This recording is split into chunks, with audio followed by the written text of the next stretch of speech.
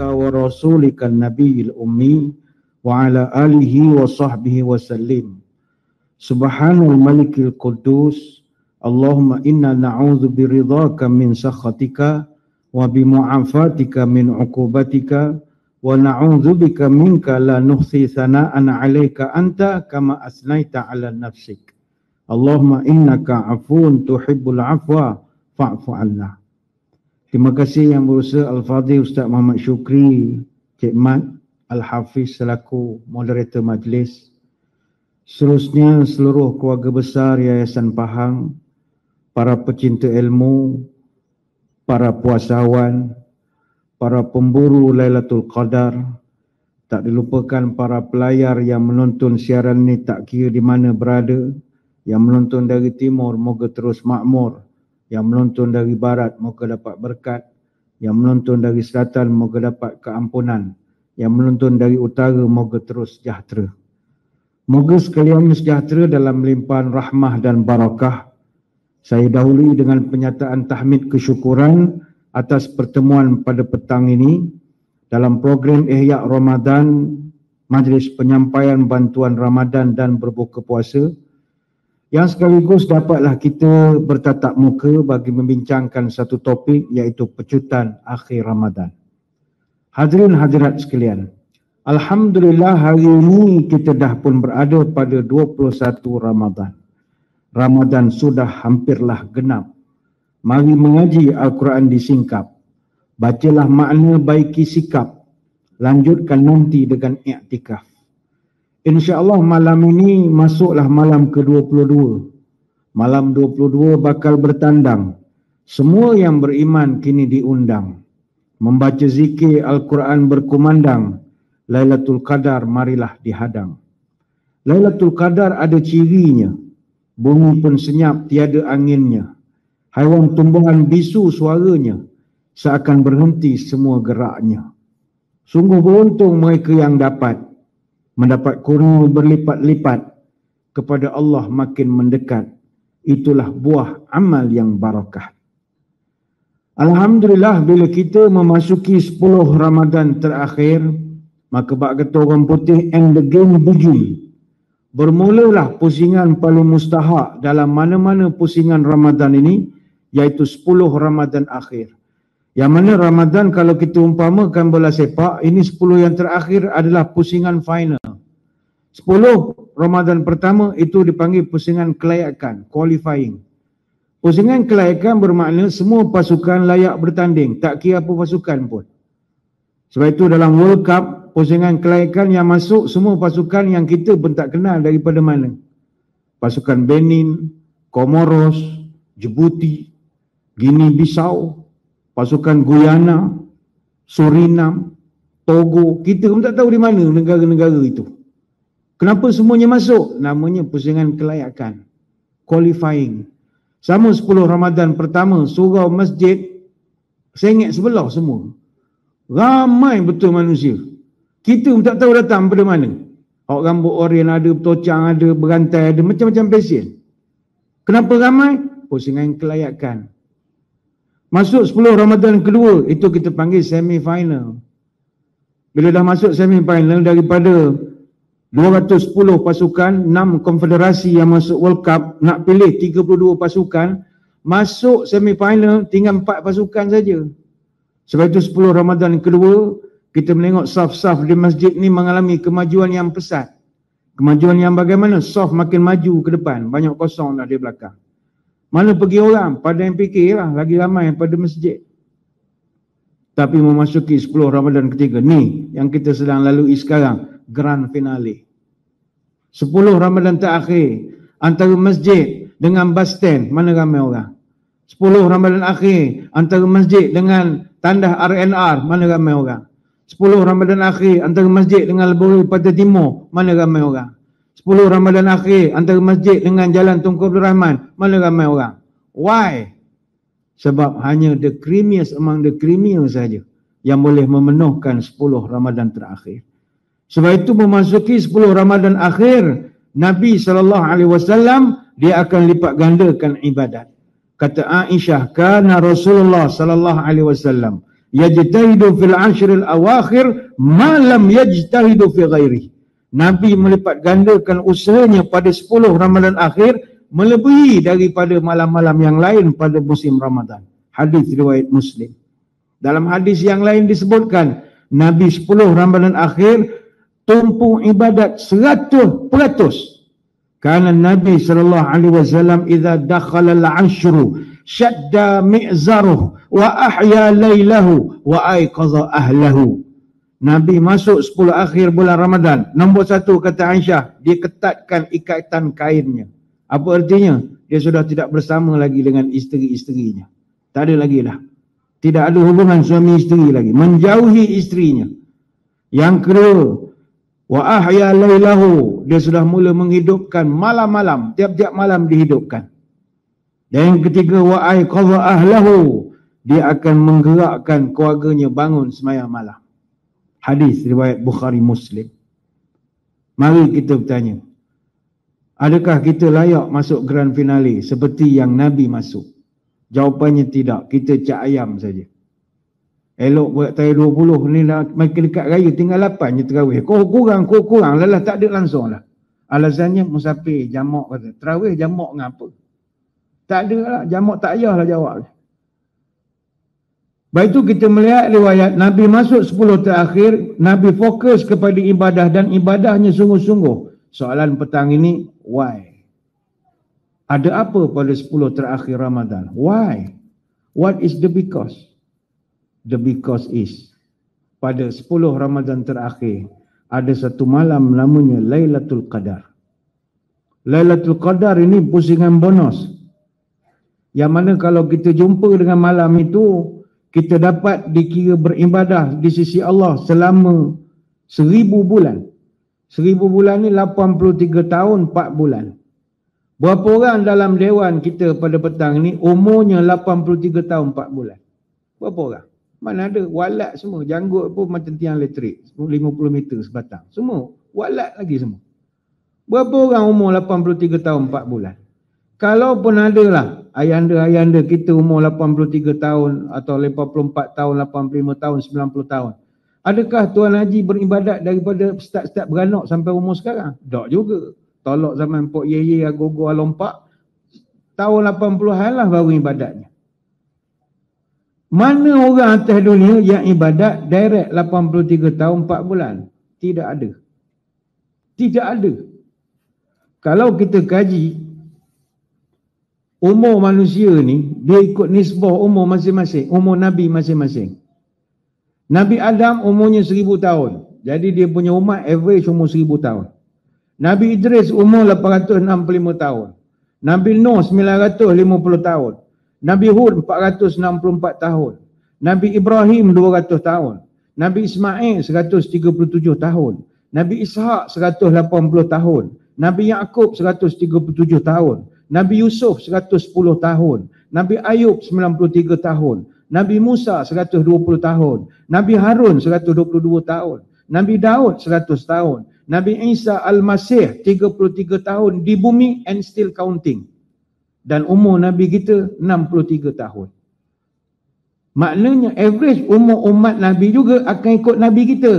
Sebab itu Nabi sebut a'maru ummati ma baina sitina ila sab'ina wa aqalluhum ma yajuzu zalika. Umur umatku berkisar antara 60 sampai 70 saja. Amat sedikit yang lebih daripada itu. Ada yang lebih. Mungkin yang jenis jaga makan, jaga badan, exercise apa semua bolehlah cecah sampai 70, 80. Ada, tetapi wa aqalluhum may yajuzu zalika. Sedikit sangat. Bahkan memang ada sekarang orang yang cecah umur super centenarian. Super centenarian ni hidup sampai 110 tahun. Ada juga yang semi super centenarian, hidup sampai 105 tahun. Tapi takkan ramai. Zaman sekarang boleh dikatakan hampir mustahil manusia boleh mencecah menjangkau usia lebih 155 tahun. Kajian menunjukkan bahawa usia 125 tahun adalah batasan terakhir umur manusia moden. Ini paling sihatlah 125 tahun. 125 tahun saja. Dia ada satu kajian life expectancy di Malaysia ini. Untuk laki-laki umur berapa? 73.2 tahun. Orang perempuan average umurnya 77.6 tahun. Ini kita panggil umur yang aktif sebagai manusia. Maknanya 77 tahun ini umur boleh berdiri. Ada orang umur 80 banyak baring pada berjalan. Maknanya dia dah tak macam normal lagi dah. Ini umur normal 77.6 tahun bagi wanita. Maknanya total life expectancy di Malaysia 75.3 tahun. Kita duduk dalam ranking ke-71 dalam world life expectancy. Dengan umur yang tak berapa panjang, campur dengan ibadat pula cak ayam, pemalas pula lagi. Adakah kita merasa tidak kerugian kalau tidak jumpa dengan malam Lailatul Qadar? Rugi. Sebab kalau kita jumpa dengan malam Lailatul Qadar itu, dia boleh menjadikan kita seolah-olah ibadah selama 1000 bulan. Tapi sekali lagi, bagi orang yang tidak mendapat kelayakan untuk bertemu dengan bulan malam Lailatul Qadar ini, dia tetap tidak akan dapat bertemu dengan Lailatul Qadar. Apa sebab? Kerana Lailatul Qadar ini adalah malam yang perlu dicari, bukan malam yang ditunggu. Lailatul Qadar ini dicari, bukannya dinanti. Memburu satu malam namanya Lailatul Qadar memerlukan ribuan malam-malam sebelumnya. Ianya bagaikan atlet 100 meter yang telah pun berlari beratus-ratus kilometer dalam tempoh beratus-ratus jam sebagai persediaan untuk menghadapi hari perlombaan yang hanya mengambil masa tidak sampai seminit dalam jarak 100 meter. Orang pelik Usain Bolt boleh dapat gold medal Olimpik lari 100 meter catat 9.58 saat. Hebat dia. Dia dapat Johan Dunia World Cup lumba lari 100 meter. Macam mana dia boleh dapat? Usain Bolt dapat 9.58 saat ketika berlari 100 meter kerana dia telah berlari beratus-ratus kilometer dalam tempoh beratus-ratus jam untuk menghadapi perlumbaan 100 meter itu. Maka kalau kita nak dapat Lailatul Qadar, persiapan kita pula ala kadar, nak cari Lailatul Qadar, persiapan ala kadar. Yang kita dapat bukan Lailatul Qadar, tapi yang kita dapat Laila anak Tok Qadar saja yang kita dapat. Tak dapatlah lebih daripada itu. Baik itu kita tengok masyarakat sekarang dari segi mencari Lailatul Qadar ini, dia macam buat style memilih-milih. Sebab itulah ada sebab kenapa Nabi SAW merahsiakan kepada kita bila Lailatul Qadar sebenarnya. Sebab kalau diberikan tarikh bila Lailatul Qadar yang sebenar, maka dia akan pakat buat sebagaimana orang pergi ke Mekah sekarang dah. Orang pergi ke Mekah sekarang ni, dia nak kejar 27 Ramadan. Sebab pada kiraan mereka 27 Ramadan tu Lailatul Qadar. Maka pada malam selain 27 semua pakat semayang di hotel saja sebab jam sangat nak semayang di masjid. Tapi malam 27 semua turun. Masjid penuh, semayang atas bas ada. Semayang sebelah burung pati itu tak payah cerita lah. Faham kan semayang sebelah burung pati? Assalamualaikum warahmatullahi. Terbang burung pati. Mana dia semayang kat depan hotel saja. Tak ada nak masuk ke dalam. Semua orang nak kejar fadilat 27. Sebab itu kata Imam Ar-Razi, Lailatul Qadar ini dirahsiakan kerana beberapa sebab. Pertama sekali nak suruh kita ni bersungguh-sungguh sepanjang bulan Ramadan ini. Sepanjang Ramadan. Usain Bolt dia dapat pingat emas Olimpik kerana berlatih tiap-tiap hari. Bukannya dia berlatih malang ganjil saja, malang genak. Takkan dapat jadi champion. Tiap-tiap hari berlatih. Yang kedua supaya kita membesarkan seluruh malam bulan Ramadan. Tidak jadilah kita ni hanya orang yang hanya membesarkan malam-malam ganjil saja. Macam malam tadi masuk malam ganjil, dia pun mengajilah 1 juzuk. Tarawih pun 20, soft paling depan. Pusing Kuantan cari masjid paling sedap. Nak duduk lama sikit, okeylah, semayalah 20 rakaat. Tapi malam ni malam 22. Tak apalah, kita semayang kat sini sajalah, surah Ihsan Pahang cepat sikit. 9 suku habis dah. 9 suku habis dah. Kenapa nak cepat? Malang genak, tak ada Lailatul Qadar. Malam esok baru ada. Kita pergi masjid negeri. Contoh ni contoh saja. Memilih-milih mencari mana hak ganjil saja. Tak boleh. Sebab tu di Kuala Lumpur sampai peringkat pengurusan masjid pening. Kalau malam ganjil, jam masjid. Parking apa semua, sampai pihak masjid terpaksa buat signboard pula. Parking khas G08. Orang, oh ini baru punya coding G08. Rupanya parking khas untuk geng tarawih 8 rakaat. Sebab dia kena blocking dengan geng 20, dah pom pom. Dah jadi problem bila 10 malam lah, orang jadi kejar ganjil saja, tak pergi yang genap. Ada pula pesen setengah masyarakat kita, bila dia rasa dapat Lailatul Qadar, terus tinggal dalam masjid, terus tinggal dalam ibadat. Contoh katalah malam tadi, malam 21, dia ibadat, tengah malam dia duduk luar rumah kat halaman, dia tengok lain macam langit. Oh, Lailatul Qadar dah ni. Dia pun doa, ya Allah bagilah aku gini, macam-macam dia minta. Tiba subuh tadi semayang di rumah sajalah. Orang pun heran, awak biasa subuh pergi masjid, kenapa tak semayang di masjid? Tak payahlah, kau dapat dah semalam. Oh, mentang-mentang dia rasa dia dapat malam tadi, subuh tadi tak pergi masjid lah. Zuhur tadi tak ke masjid, asar tadi semayang birai katil. Kenapa kau tak pergi masjid subuh biasa lah? Dah dapat, dah pergi buat apa? Ini tak tu. Ini yang dapat anak Tok Qadar tu bukan Lailatul Qadar tu.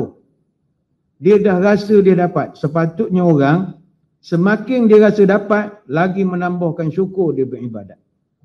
Dia beribadat tu bukan kerana nak mengejar Lailatul Qadar lagi, tapi kerana terima kasih atas nikmat. Jadi takdirlah kita dapat Lailatul Qadar malam kan, walaupun malam 22, janganlah berhenti beribadah. Pada malam 23, 24, bahkan sampai meninggal pun jangan berhenti ibadah. Puasa teruskan, sembahyang sunat teruskan. Ada juga orang kita, bila 10 malam terakhir begini, dia dah jadi content creator lah. Dia terus jadi orang kaki upload, buat konten, buat macam-macam. Kerjanya mencari perkara-perkara pelik berlaku sepanjang Ramadan. Sebab dia kata 10 malam akhir Lailatul Qadar.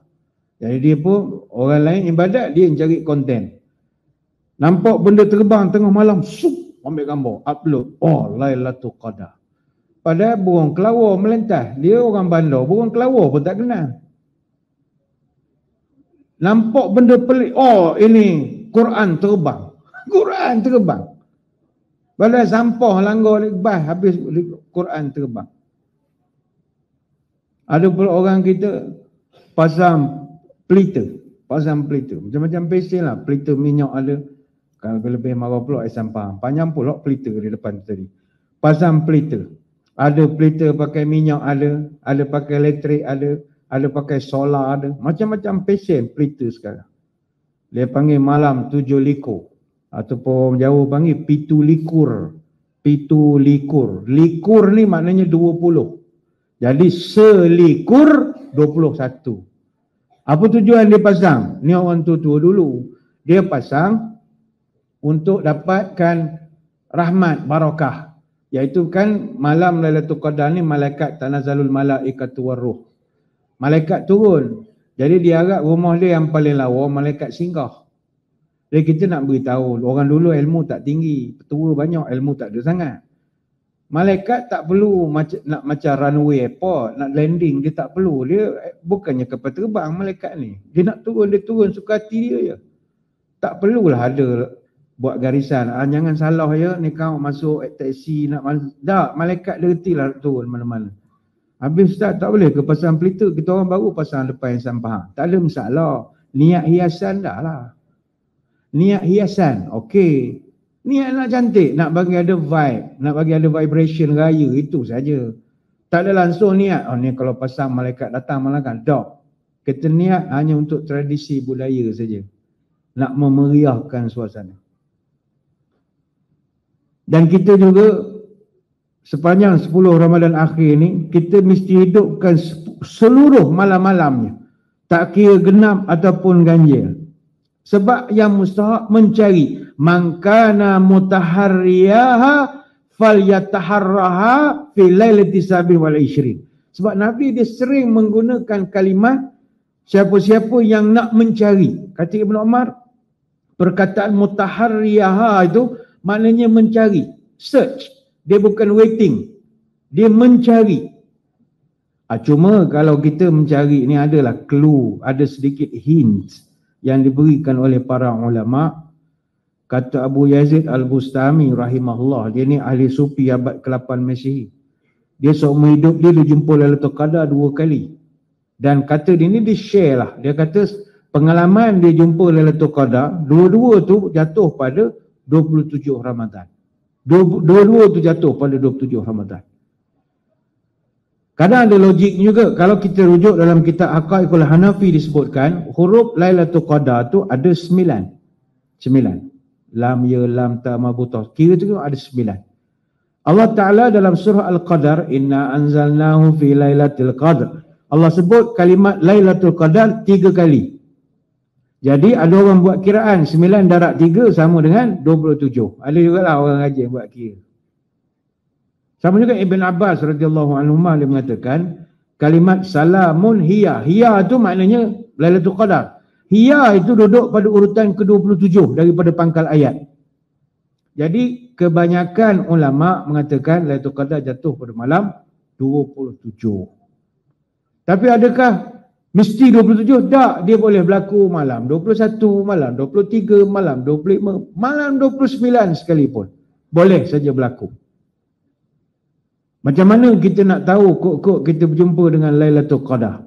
Baik, ni saya kongsikan tips. Dulu orang cerita tanda Lailatul Qadar adalah kalau sangkut kepiah, bila dah siap ambil air semayang, kepiah kita hilang.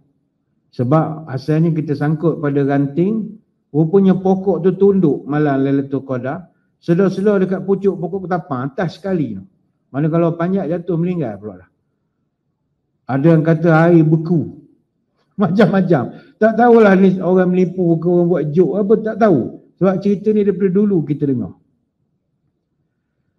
Tentang tanda Lailatul Qadar ini, sekali lagi Nabi SAW, kita kena garis bawakan perkataan yang Nabi guna, iltamisuha fil ashril awakhir. Mu kena cari pada 10 yang terakhir. Dan kata Nabi, Lailatul Qadri fi tasi'ati tabqa, fi sabi'atin tabqa, fi khamisatin tabqa. 10 malam yang tersisa daripada Ramadan pada 9, 7 dan 5 malam yang akhir. Ini hadis riwayat Imam Bukhari. Bab ini kita kena bersyukur kehadrat Allah kerana kita duduk di Malaysia. Malaysia ni tuan-tuan, kita punya malam panjang. Jadi kita nak memburu Lailatul Qadar, momennya itu boleh kita jumpa. Berbanding dengan negara-negara Northern Hemisphere, ada masa mereka punya malam begitu pendek sekali. Jadi dia nak dapatkan momen tu jadi tenanti-nanti. Macam kita kan, macam contoh kita di Kuantan ni. Alhamdulillah, malam kita durationnya panjang, 10 jam 40 minit. Kita berbuka, start kira berbuka lah, 7 suku. Kita main subuh pagi esok, 5.55. Maknanya 10 jam 40 minit. Kita ada masa yang banyak untuk mencari Lailatul Qadar. Kalau kita habis tarawih pukul 10.30 sekalipun, kita masih ada 7 jam 4 minit sebelum masuk subuh. Artinya masa kita banyak, mewah masa. Tapi tak gunalah semua mencari, sibuk duduk banggil tu lah. Kita tarik macam-macam, bazir gitu ya. Tapi kalau di negara hemisfera utara, contoh macam sebelah London, mereka punya malam pendek. Kadang malam dia hanya 6 jam 13 minit. Mana start malam tu 8.57, 3.10 dah subuh. Dia punya duration tak panjang. Kadang isyak kalau tiba time musim panas, isyak pukul 10, 9 malam, 10.30 baru semayang isyak. Gelebung-gelebak buat 8 rakaat, pukul 11 lebih mereka habis semayang. Tinggal 3 jam lebih dah masuk subuh. Jadi tak banyak duration untuk qiyamul lail. Di Iceland malam dia 2 jam 40 minit lagi haru. Tak cukup masa. Buka pukul 11.30 malam, semain subuh pukul 2 suku pagi. Jadi tak banyak. Kalau di 90 degree north, di North Pole, 180 hari, 24 jam matahari bersinar. Tak ada malam langsung. Huru-hara juga. Siang 24 jam. Dan mereka 163 days of 24 hours darkness. Gelap, tak ada matahari langsung. Susah juga nak lagi cari Lailatul Qadar. Di Arktik, di Kutub Utara selama 6 bulan. Start Jun sampai Disember, 24 jam mereka siang. Tahun ni Mereka akan siang 24 jam, sun all day. 21, 22, 24 Disember, dia 24 jam pula malam selama 3 hari berturut-turut. Jadi orang yang duduk luar daripada negara khatulistiwa macam kita, mereka nak mencari Lailatul Qadar itu memang seksa betul. Tapi kita khususnya duduk di Kuantan ni, Allah Ta'ala bagi masa yang lapang. Tapi bagi masa lapang, pemalas lah pula nak buta je kerja. Jadi rugi begitu je lah umur kita ini. Baik, apa tanda-tanda malam Lailatul Qadar? Ni adik-adik ambil note sebab adik-adik jenis tak tidur malam. Orang pencen pukul 9.30, 10 tidur lah. Dia tak jumpa Lailatul Qadar. Dia dapat pahala tidur je kerja. Tanda-tanya sebagai riwayat daripada Ibnu Abbas disebutkan Lailatul Qadri Lailatun samhatun talaqatun la haratan wala baridatan tusbihu syamsu sabihatuha dha'ifatun hamra. Pertama disebutkan Lailatun samhatun, malam tu lembut, samhah, malam yang tenang dan mendamaikan. Mungkin kita duduk di kawasan perumahan, biasa bising bangau. Budak-budak mercun, buat bunyi motor, anjing. Malam tu quiet. Di situ dah ada petanda. Dah ada petanda. Biasa malam tu orang akan, budak-budak muda buat konten lah lagu Hari Raya Raya Raya Raya Raya Raya. Tadi ada saya nampak 2-3 orang buat konten. Dia buat. Tapi malam Lailatul Qadar, puak ni tak ada belaka. Tak tahu gimana.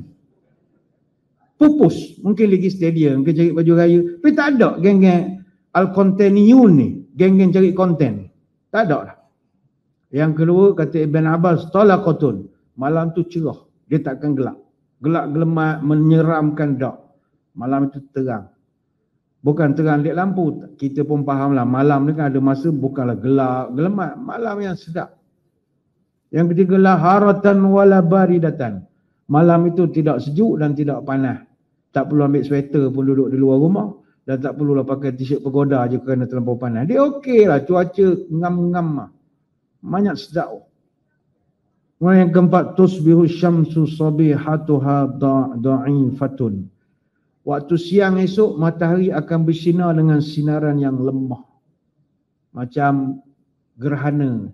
Macam masa jerebu. Dia siangnya itu dah. Kalau pagi esok kita nak pergi kerja, nak pergi sekolah, tengok matahari tak berkuat, sudah melepas lah. Malam tadi kita tidur, dapatlah pahala tidur 1000 bulan. Jadilah. Sebab ada orang dia tiap-tiap malam tunggu, malam dia paling mengantuk itulah Lailatul Qadar. Nasib lah. Tak terpilih. Dan kata Ibn Abbas ni, hamra. Siang itu akan kemerah-merahan awan dan langitnya. Nalika malam tadi, Lailatul Qadar. Ini boleh rujuk dalam riwayat At-Tayalisi dan juga Al-Baihaqi dalam kitab Syu'abul Iman. Takdirlah adik-adik, saudara-saudari jumpa Lailatul Qadar. Nak buat gapo dia? Nak buat apa? Kalau adik-adik lah dapat jumpa Lailatul Qadar, apakah adik-adik pertama sekali adik-adik akan buat? Saya percaya nombor 1, update di social media lah. Alhamdulillah. Allahu dapat bertemu Lailatul Qadar. Alhamdulillah. Syukur. Itu kan riak katanya. Jangan. Dalam kitab Fathul Bari karya Ibnu Hajar dan juga Al-Majmu' karya An-Nawawi disebutkan, bagi kita orang biasa dapat nikmat jumpa Lailatul Qadar, dapat nikmat mimpi jumpa Nabi, dapat banyak kelebihan yang orang lain tak dapat, kita dapat. Kalau kita orang biasa, bukan orang alim, elok dirahsiakan. Jangan dikongsi, diceritakan dengan orang. Tirulah, kata mereka, sikap Nabi Ya'qub. Ya bunayya la taqsus ru'yaka ala ikhwatika fayakidu laka kaida inna syaitana lil insani aduwwum mubin. Nabi Ya'qub pesan pada Nabi Yusuf, wahai anak-anak, jangan mu ceritakan mimpimu pada adik-beradikmu, nescaya mereka akan buat komplot konspirasi nak merosakkan kamu, sebab syaitan itu musuh yang nyata. Surah Yusuf ayat 5. Maka kalau kita orang biasa-biasa, bukan orang alim, bukan orang lebay-lebay, tak payah cerita ke orang. Bahkan kalau kita orang biasa, campur pula huha-huha. cerita pada orang gelak, batal puasa orang tu. Dia tergelak ke kita tu. Tersembuh air yang diminum sahur tadi. Terkeluar balik. Sebab apa? Kita jenis pemalas. Pergi ofis kerjanya membuta bawah meja. Daripada pukul 9 sampai pukul 1 tidur. Tiba-tiba hari esok, aku rasa aku dapat Lailatul Qadar. Member kita berguling suka. Itu member. Kalau kita yang dah berkahwin pula, orang pertama gelak, isteri kita. Dapat apa? Lailatul Qadar. Sembahyang subuh pukul 8 dapat Lailatul Qadar. Dia berguling dulu suka. Jadi sebelum sempat kita belum sempat lagi kita dikecam oleh warga net, kita dikecam dulu oleh orang keliling kita. Jadi kalau kita jenis cak ayam, tak payah ceritalah korang, diam saja. Takdir kalau dapat. Tapi kalau adik-adik label ulama, tak ada masalah. Ceritalah sebab dia boleh menjadi iktibar. Kalau dah berjumpa apa amalan nak buat, duk saja dia begini. Apa saja amalan yang kita buat pada malam Lailatul Qadar, semuanya dapat pahala di sisi Allah. Semua. Dalam kitab Lataiful Ma'arif, pernah Juwaibir rahimahullah dia tanya kepada Ad-Dhahak, ara'aitan nufasa wal ha'id wal musafir wal na'im lahum fi Lailatul Qadar nasib? Tuan guru saya nak tanya, orang-orang yang perempuan tak boleh semayang, orang musafir, driver bike express hantar pergi Kota Baru apa semua, ataupun orang yang tertidur pada malam Lailatul Qadar, adakah mereka dapat bahagian daripada Lailatul Qadar? Apa jawab Ad-Dhahak? Naam. Kullu man taqabbalallahu amalahu sayu'tihi nasibahu min Lailatul Qadar. Setiap orang yang perbuatannya itu baik, benda molek dia buat, dan itu sekadar kemampuan dia, dalam batasan kemampuan dia, maka dia tetap dikira mendapat Lailatul Qadar.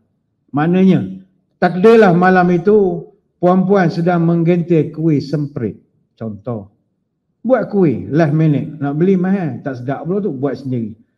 Kebetulan masa tengah menggentir kuih semprit, Lailatul Qadar. Jadi dapatlah pahala 1000 bulan menggentir kuih semprit. Pahala juga. Atau tuan-tuan sedang reba bah. Takkan reba bah ambil cuti pakai etikaf belaka 10 hari lah letih, tak balik kampung orang. Ada ngadu guna gaya kita, guna gamuk kita ni ustaz. Kita nak balik Kota Baru. Nak balik Kota Baru. Kita reba bah. Lagu mana nak boleh? Lailatul Qadar. Tak ada masalah. Masa bawa bah, bismillah molek-molek. Bismillah, ya Allah, aku ni bawa passenger 40 orang. Semua nak selamat balik, anak cucu tunggu apa semua. Terimalah amal ibadah aku. Jadi masa dia memutar steering tu, takdirlah Lailatul Qadar, dapat pahala putar steering 1000 bulan. Dapat pahala. Sebab itu pada malam-malam ganjil ni atau malam akhir 10 Ramadan ni, jangan buat kerja tak senonoh, rugi. Contoh, kebetulan tengah Lailatul Qadar, kita tengah tengok Netflix. Rugi. Sebab Netflix tidak dikira sebagai amal ganjaran, kecuali tengok benda senonoh. Cerita Turki Uthmaniyah, Salahuddin Ayyubi, tak ada masalah. Dia tengok cerita LGBT, tak senonoh. Laki cium laki, perempuan cium perempuan, tak ada pahala. Rugi. Ataupun pada malam Lailatul Qadar itu kita berdating, rugi semualah. Tengah duduk pada MBK, tak balik-balik, dah pukul 11, tak balik-balik. Maka rugi. Jadi jadikanlah amalan yang baik. Kata Syekh Atiyah Saqar, wa fi hadis Ibnu Abbas an-nuzulil malaika fiha annahum yamurruna ala kulli qa'im wa qa'idu wa musalli wa zakirun yusallimuna alaihim wa ya'manuna ala da'ahum fa yaghfirullahu lahum. Saya telah mengkaji, kata dia, hadis daripada Ibnu Abbas berkenaan turunnya malaikat itu. Maka mereka akan melalui kepada orang yang sedang qiyam, orang yang salat, orang yang duduk, orang yang berzikir. Semua orang ni akan dilalui oleh malaikat-malaikat rahmat. Tetapi, kata ulama, walaupun menggentir kuih semprit itu ibadat, tapi buatlah ibadat yang lain dari kebiasaan. Apakah dia? Ringkas cerita petang ini, 2 saja. Sebab kita nak itibak sunnah. Dia ibadat ni, kalau nak dapat pahala special di sisi Allah, mesti ikut SOP. SOP ni bukan SOP hak masa COVID baru ni. Tak. SOP ni, sunnah is our priority. SOP. Ikut spek Nabi, spesifikasi apa yang Nabi buat. Untuk 10 akhir, Nabi buat pertama iktikaf. Jadi kalau nak ekstra pahala, iktikaf lah. Iktikaf. Tentang iktikaf ni, Nabi SAW memang tidak meninggalkan iktikaf. Tapi lah kita pun orang bekerja memang susah betul nak iktikaf ni. Susah sebab kita ada banyak majlis. Tuan-tuan baru nak iktikaf dia pula majlis penyerahan bantuan pula lah petang-petang. Bila nak iktikaf ni kan? Iktikaf ni dia tak boleh tinggal masjid, dia kena duduk iktikaf. Jadi kita doa je lah, panjang umur, penjen esok iktikaf sajalah. Nanti siap Madinah apa kenama kat jalan penuh esok, kita iktikaf lah, ramai dah penjen esok. Yang kedua, kalau bertemu dengan malam Lailatul Qadar, bertemu dengan malam Lailatul Qadar, jangan lupa banyakkan berdoa. Dianjurkan kita banyak berdoa. Kata Imam Ibn Katsir, dan sangat dianjurkan untuk membanyakkan doa pada malam-malam Lailatul Qadar ni, pada malam 10 yang terakhir ini. Hatta Aisyah radhiyallahu anha pernah tanya kepada Nabi, ya Rasulullah, ara'aita in alimtu ayu lailatul qadri wa ma aqulu fiha. Ya Rasul, kalau saya jumpalah dengan Lailatul Qadar, nak baca apa ya Rasul? Maka dijawab oleh Nabi, quli Allahumma innaka afuwun tuhibbul afwa fa'fu anni. Ya Allah, sesungguhnya engkau maha pengampun, engkau menyukai orang yang minta ampun, maka maafkanlah aku. Itu yang kedua, banyakkan berdoa. Dan yang ketiga adalah kita dianjurkan untuk qiyam ataupun solat pada Lailatul Qadar dengan iman dan pengharapan. Man shama Ramadanan imanan wa ihtisaban ghufira lahu ma taqaddama min dhanbihi wa man qama Lailatul Qadri imanan wa ihtisaban ghufira lahu ma taqaddama min dhanbihi. Siapa yang berpuasa dengan penuh keimanan dan mengharap pahala, maka akan diampun dosa yang lalu. Dan siapa yang menghidupkan malam, artinya qiyamul lail, Lailatul Qadar, untuk mencari Lailatul Qadar dengan penuh keimanan dan pengharapan, Allah ampunkan dosa-dosanya yang lalu. Maka hadis ini, kata ulama, ni hadis Bukhari, menunjukkan bahawa salah satu juga amalan yang special lah kita buat pada malam-malam akhir Ramadan ini adalah qiyamul lail. Qiyamul lail ni masalahnya semayang tengah malam. Kita ni gak, jangankan tengah malam, tengah hari pun payah nak semayang. Jadi berdoalah kepada Allah, moga diberi kekuatan beribadah. Sebenarnya banyak nak diterangkan pada kesempatan petang ini, tetapi kita ada beberapa acara yang agak padat juga, iaitu acara penyerahan sumbangan, bantuan dan sebagainya. Maka saya kira sekadar itulah sembang-sembang pada kesempatan petang ini. Sekali lagi saya mengucapkan ribuan terima kasih di atas undangan. Mohon maaf sebarang kekurangan. Moga-moga dapat kita bertemu pada lain-lain kesempatan. Sekali lagi tahniah kepada pihak Yayasan Pahang kerana menganjurkan program Ihya Ramadan 1444 Hijrah ini, yang kemuncaknya adalah penyampaian bantuan Ramadan dan berbuka puasa. Terima kasih atas perhatian. Mohon maaf sebarang kekurangan. Ingat, tingkatkan ibadah, kurangkan juadah. Wabillahi taufiq wal hidayah. Wassalamualaikum warahmatullahi wabarakatuh. Wallahu a'lam.